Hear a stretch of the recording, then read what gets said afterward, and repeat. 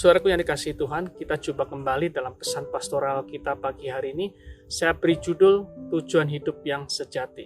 Saya akan ambilkan dari 1 Korintus 9 ayat 23, demikian bunyinya. Segala sesuatu ini aku lakukan karena Injil, supaya aku mendapat bagian di dalamnya. Tidak tahukah kamu bahwa dalam gelanggang pertandingan semua peserta turut berlari, tetapi hanya satu orang saja yang mendapat hadiah. Karena itu, larilah begitu rupa sehingga kamu memperolehnya. Tiap-tiap orang yang turut mengambil bagian dalam pertandingan menguasai dirinya dalam segala hal. Mereka berbuat demikian untuk memperoleh suatu mahkota yang fana, tetapi kita untuk memperoleh suatu mahkota yang abadi. Sebab itu, aku tidak berlari tanpa tujuan, dan aku bukan petinju yang sembarang saja memukul, tetapi aku melatih tubuhku dan menguasainya seluruhnya, supaya sesudah aku memberitakan Injil kepada orang lain, jangan aku sendiri tolak. Nah, saudaraku, tadi kita sudah menyaksikan tayangan klip di depan. Ada seorang petinju yang sangat luar biasa dan sangat terkenal, namanya Rocky Marciano. Dia begitu hebat, ya, tidak terkalahkan. Seorang petinju kulit putih yang sangat-sangat disegani oleh lawan-lawannya. Dia melatih dirinya, dia memiliki pukulan yang dikatakan sekeras batu, dan dalam setiap pertandingan dia tidak terkalahkan. Hampir 50 kali dia meng-KO lawan-lawannya. Dia disegani oleh banyak orang. Tetapi saudaraku, kesuksesan dia, kehebatan dia sebagai juara dunia tinju, harus dia bayar dengan kerja keras, latihan yang keras, melatih tubuhnya dengan sedemikian rupa seperti yang sudah kita saksikan dalam klip yang tadi ditayangkan di depan. Nah, saudaraku, di dalam 1 Korintus 9 ayat yang 23 sampai dengan 27 yang kita baca tadi, sangat jelas sekali bahwa Rasul Paulus mengingatkan kepada kita bahwa hidup kita ini adalah sebuah pertandingan. Hidup kita ini adalah sebuah latihan demi latihan, perjuangan demi perjuangan yang harus dilakukan terus-menerus sampai kita meraih tujuan hidup kita yang sejati. Apa yang membuat Rocky Marciano rela untuk berlelah-lelah, rela untuk sepertinya dalam tanda kutip menyiksa dirinya sendiri? Di saat orang lain tidur dia harus bangun, di saat orang lain enak-enakan dia harus melatih tubuhnya dengan bekerja dengan begitu rupa, karena dia punya satu tujuan. Tujuannya apa? Dia ingin meraih kemenangan, dia ingin meraih sebagai kejuaraan dunia tinju kelas berat, dia ingin menjadi seorang petinju yang disegani, dia ingin meraih gelar juara dunia yang tak terkalahkan. Tujuan itulah yang mendrive dirinya untuk dia berjuang dengan luar biasa. Nah, saudaraku, dalam hidup ini kita harus tahu tujuan hidup kita yang sejati apa. Apa yang harus kita kejar dalam hidup ini, saudaraku, ya? Apakah kita hanya dari bangun tidur, kita bekerja keras, kita berjuang, kita membesarkan bisnis kita, mengembangkannya dari satu perusahaan, bertumbuh, berkembang menjadi 2, 3, 4, 5, bahkan puluhan perusahaan, kita menjadi begitu kaya raya dan kita begitu sukses, kita meraih banyak sekali title dalam hidup kita, gelar doktor, profesor kita raih, dan kemudian apakah itu menjadi tujuan hidup kita yang sejati? Nah, firman Tuhan mengingatkan kepada kita bahwa tujuan hidup kita yang sejati, Tuhan rancang kita dengan tujuan bukan untuk sekedar sukses di dalam dunia ini, ya, punya title yang banyak, punya kedudukan yang terhormat, menjadi sukses dalam bekerja, karir dan pekerjaan, dan begitu kaya raya, meraih banyak kekuasaan. Semuanya itu dengan kasih dan anugerah Tuhan. Kalau kita berjuang bekerja keras, maka itu akan dilimpahkan seturut dengan kehendaknya, seturut dengan kasih karunia yang Tuhan limpahkan. Tetapi itu semua bukanlah tujuan hidup kita yang sejati, saudaraku. Tujuan hidup kita yang sejati adalah seperti yang tertulis di dalam ayat 25. Tiap-tiap orang yang turut mengambil bagian dalam pertandingan menguasai dirinya dalam segala hal. Mereka berbuat demikian untuk memperoleh suatu mahkota yang fana. Tetapi kita untuk memperoleh suatu mahkota yang abadi. Rocky Marciano berjuang dengan hebat untuk meraih gelar juara dunia, dan itu adalah sifatnya fana. Firman Tuhan mengatakan bahwa ada satu tujuan yang lebih tinggi, yaitu kekekalan.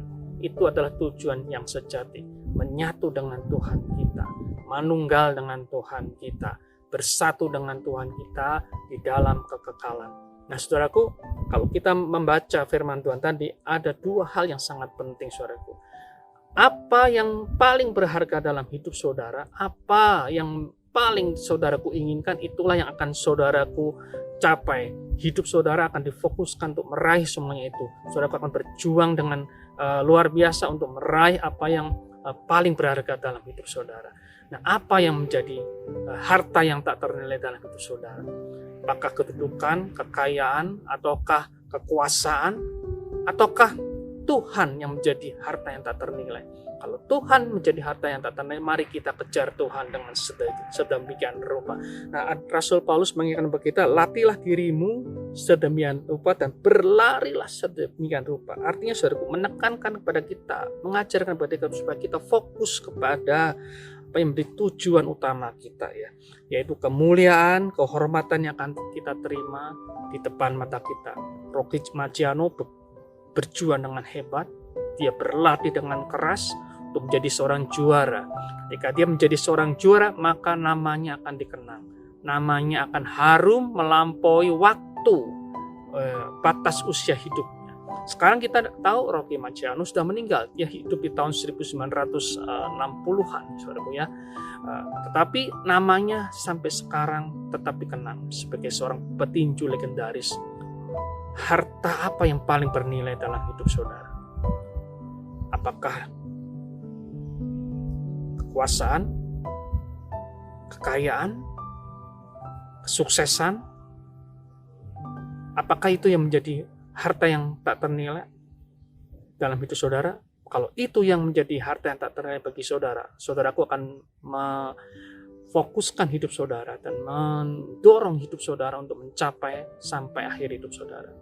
Kita mendengar banyak orang begitu dikuasai, diperbudak oleh mamon, ya, diperbudak, dikuasai, dibudakkan oleh kekuasaan, sehingga dia rela untuk melakukan banyak sekali kejahatan dan tipu daya untuk meraih kekayaan, untuk meraih ketenaran, untuk meraih kekuasaan. Apa yang menjadi harta yang sejati buat saudara? Kalau itu Tuhan, maka kau akan mengarahkan hidupmu untuk mengejar Tuhan. Kau akan mengarahkan hidupmu pada kebenaran firman, pada kekudusan, pada kebenaran, supaya kau meraih harta yang tak ternilai, yaitu Kristus dalam hidup saudara. Nah, saudaraku, Rasul Paulus mengingatkan, latihlah dirimu dan beralihlah sedemikian rupa. Ya, belajar fokus untuk mengejar Tuhan dalam hidup kita. Saudaraku, sama seperti kita berani membayar sejumlah uang tertentu untuk mendapatkan harta atau barang yang berharga yang kita inginkan, kita berani mengeluarkannya. Semakin tinggi nilai barang itu, semakin berharga nilai barang itu, maka uang yang kita keluarkan pun juga semakin besar. Nah, seperti itulah kalau kita menjadikan Tuhan sebagai harta yang tak ternilai. Kalau Tuhan menjadi harta yang tak ternilai bagi kita, maka kita akan berani untuk menggunakan seluruh kekayaan kita, uang kita, kehebatan kita, skill kita, kemampuan kita, kekayaan kita, kesuksesan kita untuk kemuliaan nama Tuhan. Kenapa banyak orang hitung-hitungan dengan Tuhan? Karena banyak anak Tuhan yang tidak berani menjadikan Tuhan harta yang tak ternilai. Saudaraku, dalam masa-masa COVID seperti ini Tuhan, ketika semuanya serba sulit, ketika semuanya serba menekan hidup kita, sumber daya kita menjadi terbatas, usaha kita mungkin menurun. Kalau Tuhan menjadi harta satu-satunya yang tak ternilai bagi kita, maka kita akan tetap tinggal dalam damai sejahtera. Kita akan tetap menjalani kehidupan ini dengan ucapan syukur. Kita akan tetap beriman, ya, dengan keyakinan penuh bahwa Tuhan pasti akan menolong kita.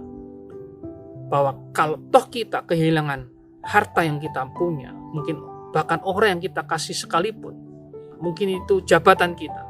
Selama kita punya Tuhan, maka itu cukup bagi kita. Selama kita punya Tuhan, maka ada banyak keajaiban yang bisa terjadi. Selama kita punya Tuhan, kita akan menjadi lebih ringan menjalani kehidupan yang berat. Sama seperti ketika kita menggunakan uang untuk membeli barang yang berharga yang kita inginkan. Demikian juga dengan semua yang kita miliki, semua atribut yang kita miliki itu hanya sekedar alat yang kita pakai untuk meraih kemuliaan Tuhan, untuk memuliakan Tuhan. Supaya kita diterima Tuhan, kita menyenangkan Tuhan, diperkenan Tuhan karena kita menyerahkan seluruh hidup kita dan seluruh keberadaan kita untuk kemuliaan nama Tuhan. Tuhan Yesus memberkati.